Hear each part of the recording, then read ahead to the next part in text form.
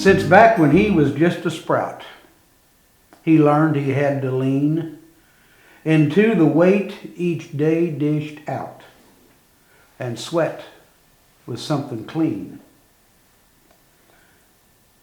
He took the bit of wisdom that was needed to survive and always fed his horses at 5:15. Hands of steel designed to soothe apprehensive flanks, his horses handled catty smooth. In youth, he liked 'em rank. The steady touch that reigned in youth, each day astride his dream, and saddled him with what he knew of useful self-esteem. He always fed his horses at 5:15. Well, the missus never understood the love affair with horses, and saw too late how that much good needs the wild blood's forces. His need to serve the master's talents covered her in envy when she rode him hard for all the things she'd never had. He'd bear the twitching silent, but he always fed his horses at 5:15. He had 2 sons who followed courses, different as Kansas days. One who rode the bucking horses, and one who liked to read. But neither had the interest to learn his subtle secrets of the steady touch on the reins. Yet he still fed his horses at 5:15. Both men saw they'd never make a pimple on his ear. Couldn't even see the dust he'd raised behind his rear. They both heard their mamas pleading and got the things they thought that they were needing, and forgot the horses' greetings at 5:15. They never got to pass it on, the language of the bit, because the ones he loved had gone or wouldn't hear of it. The touch that always handled slack made him claw to stay alive when the horses nudged him to get up at 5:15. My name's Tom McBeth. I live in Cottonwood Falls, Kansas, with my wife Randy and our dog Max, and he's a pain in the rear. But we lived in Chase County about 4 years. I was raised for the most part in Butler County, and we lived in Kingman County for a little while. Had a little place out in the country, a little farm, and I've been in the animal health industry for 45 years, and now I'm retired, so that's about the size of it. Got a son who's a ruminant nutritionist and a daughter that's a registered nurse, and daughter and her husband have got 3 little girls, and the oldest one is 8, and she healed her first deer in the pasture last year, and her dad was tickled to death. And then my son and his wife have got 4 boys, and they all rope, and they're pretty rabid baseball players too, so that's about it.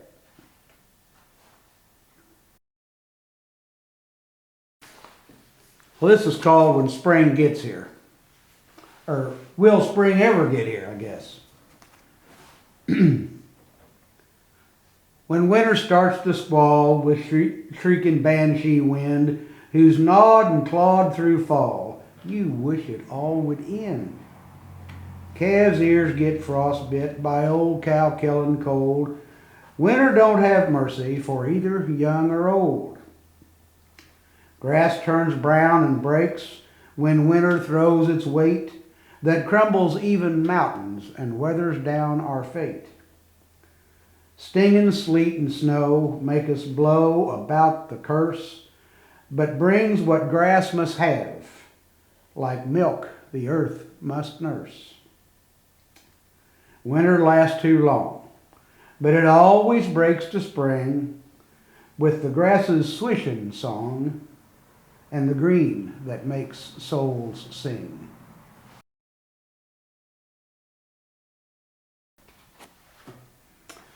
This next piece is called Dancing with the Wind. And it's what I see here in the hills.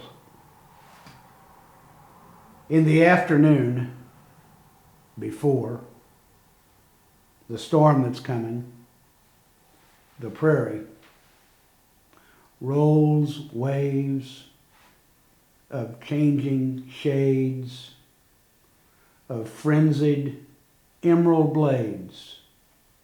The grass goes dancing with the wind.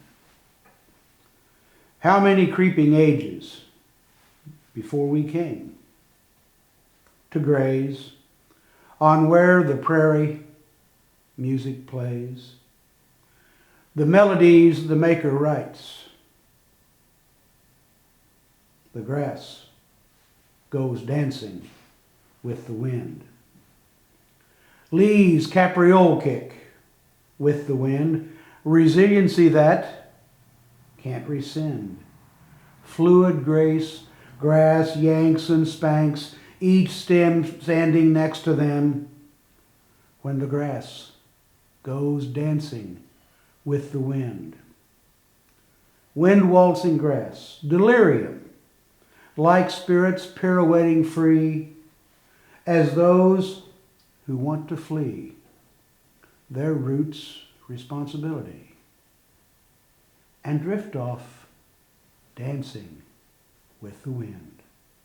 Even grasses seem to know storms will always come and go, but grass can't understand when not to bend and defend the need for dancing with the wind.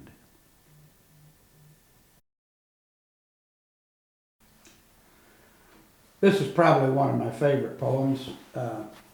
My grandmother McBeth was about 5'2", and even though as she got older, she didn't stop very long, and she wasn't what you'd call the warm, cuddly kind of grandma, but she did have her moments. And this is about her. It's called Grandma's Divinity.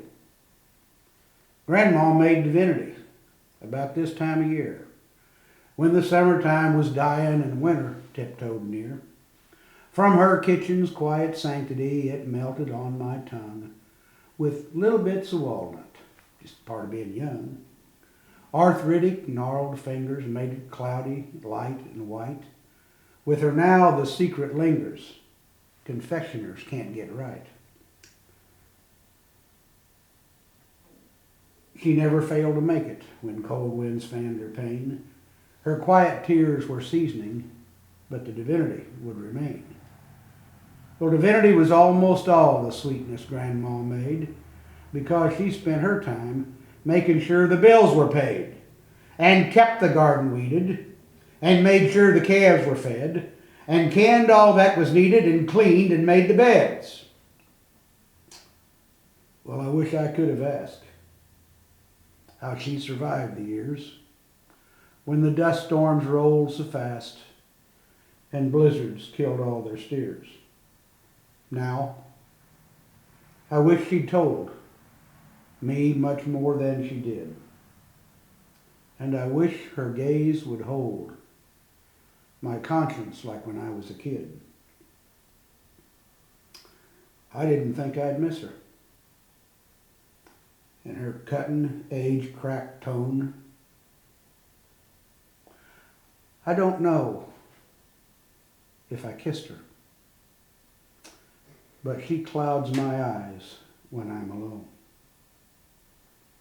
I'd like to hold her gnarled hand and feel the plain integrity I didn't understand, and savor one last crumb of her her sweet divinity.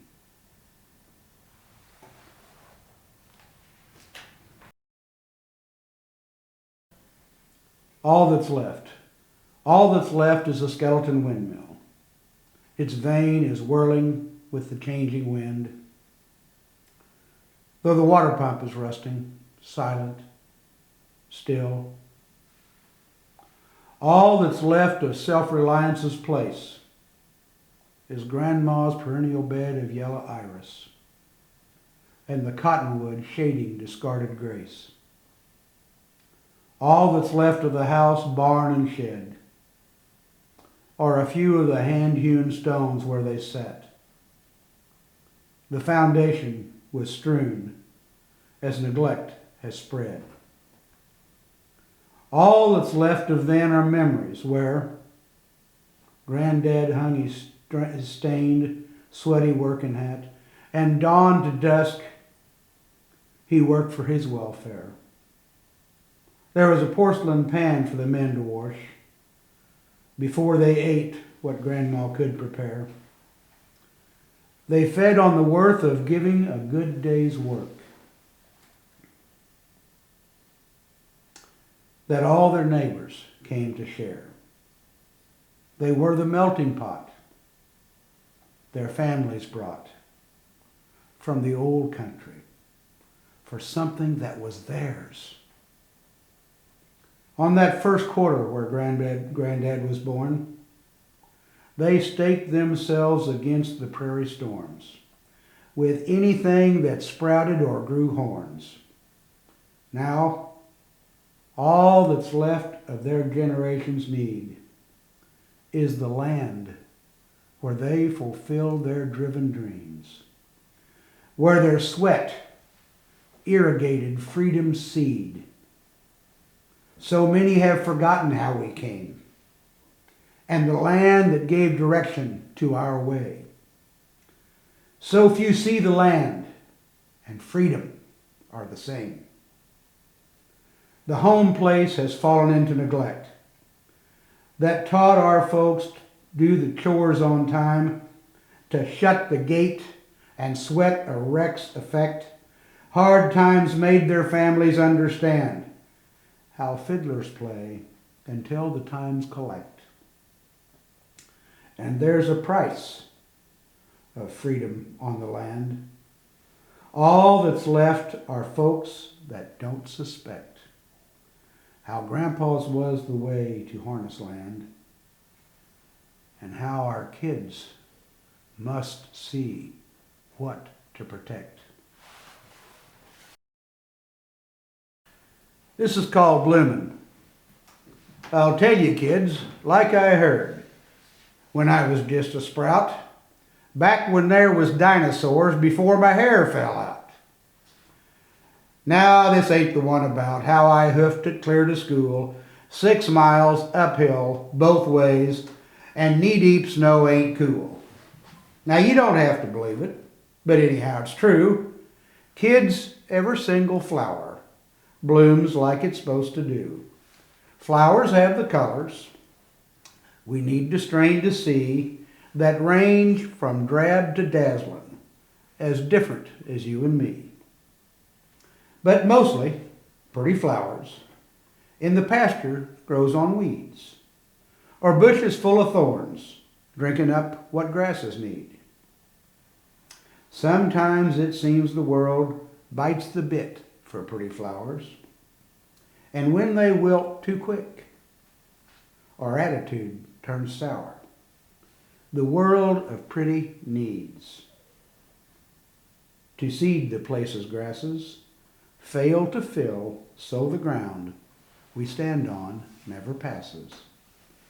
Pretty never grew the grass, the blossoms of wisdom did it. And kids without that seed, we're just a bloomin' idiot.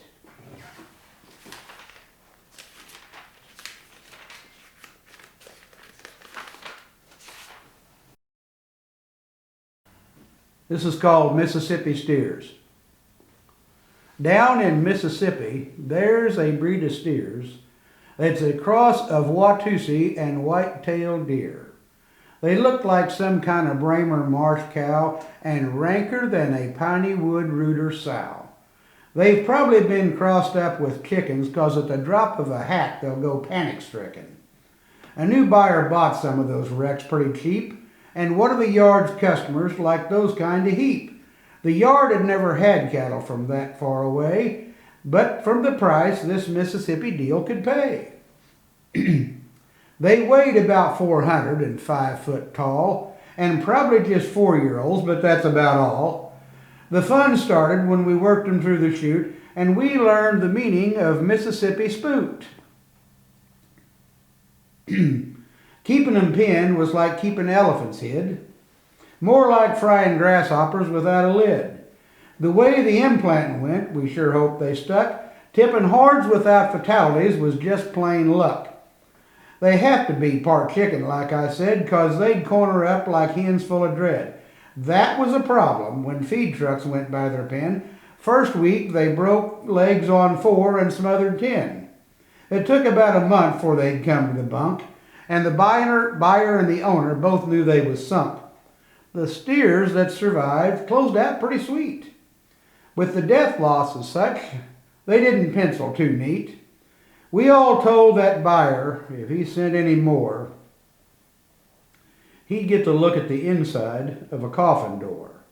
And if you think this is funny, and we get some again, I'll call you when we need help to get the damn things pinned. Anyway, my brother got invited to an invitational bronc riding in Las Vegas, would have been the mid-70s. And when he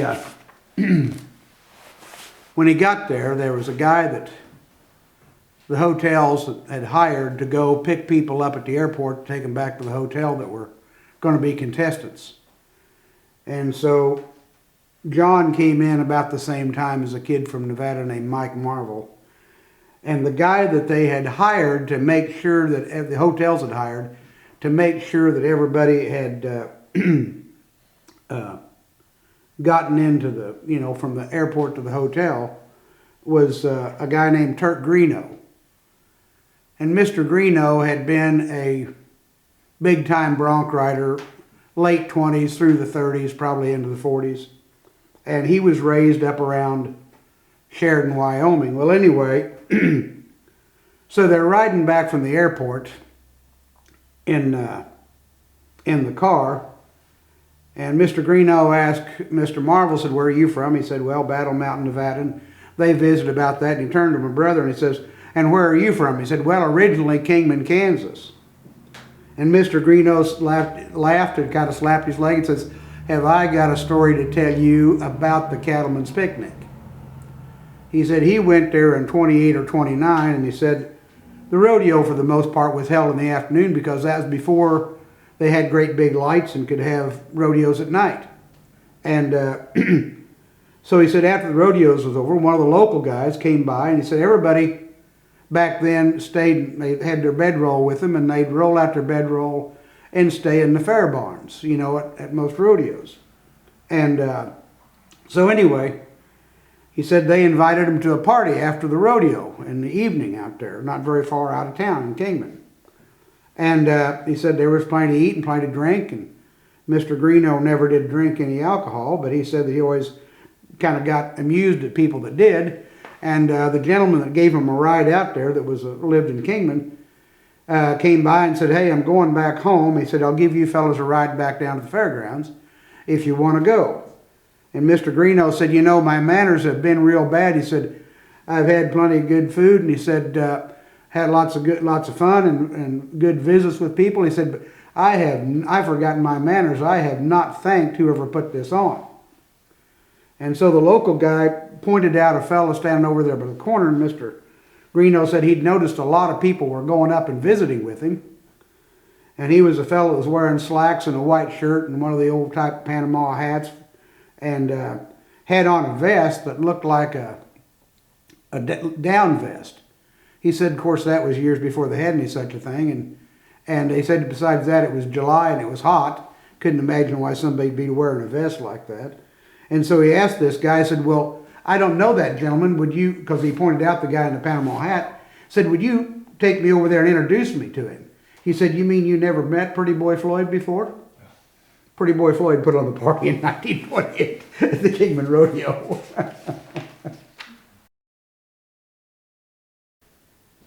This is called Some Days. Some days run by like horses, tails out straight, necks stretched, ears back, hooves pounding earth to dust after the fall work is through. Some days are deep blue. We see the lightning. We feel the shuddering thunder while we stampede in front of the storm. Some days we're torn, snorting our fears, squealing our wide-eyed panic, our hearts thrashing at our throats for escape. Herd hysteria pushes us to take a trail. Some days, there's only the sight of purple vestment thistle flowers, radiating starburst, while we stampede by on unstopping. Thistle thorns prick at our legs as we run from one pain to another. Some days, common thistles are all that keep us from under the hooves. This is called When the Calves Come. Maybe it's genetic or natural selection needing to be there when the calves come. Most everything else seems unimportant, like growing old, love coming or going, people who can't express themselves will worry over an old cow or a heifer, like mothers, childless, when the calves come. When the calves come along with the laughing, spanking new, beckoning spring green grass, yearning softly sighs like the earth's breath, pleading with whispers of wind like spirits.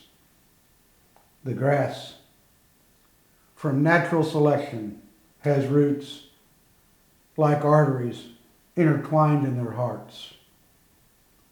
Spring or the heart of the spirit will not be complete without the natural selection. Those who yearn to be among whispering or thunder welting winds, sighing or screaming through the new grass. Since our time began, there are some who will never rest when the calves come.